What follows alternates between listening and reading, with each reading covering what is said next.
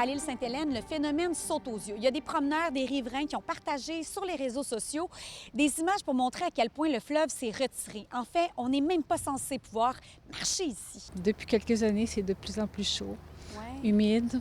Ben moi, j'oublie ce qui passe. Alors, moi, je peux vous dire qu'il fait beau aujourd'hui puis que j'ai passé un bel été. Écoutez, on vient d'aller faire du vélo le long de Ville-la-Salle. C'est superbe. Je suis une femme heureuse. Si vous avez l'impression qu'il a fait chaud cet été, vous avez peut-être pas tort. Au Québec, on parle de chaleur extrême lorsque la température oscille entre 31 et 33 degrés.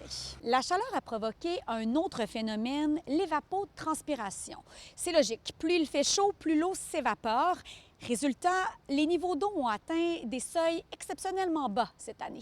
Avez-vous remarqué justement, vous qui vous promenez à vélo sur le bord de l'eau, que les niveaux d'eau sont particulièrement bas cette année? Ben j'allais vous parler de ça. J'allais vous dire quand même, il n'y a pas eu beaucoup de pluie et ça, c'est inquiétant. Avez-vous remarqué que certains plans d'eau étaient peut-être plus bas? Oui, c'est ce que j'allais dire. Pour l'environnement, c'est moins des bonnes nouvelles. Effectivement, c'est une triste réalité là, des réchauffements climatiques. Normalement, ce temps-ci de l'année, là, avec les moyennes historiques, là, on devrait être environ là, 1 mètre plus haut. Fait que c'est quand même pas significatif, là.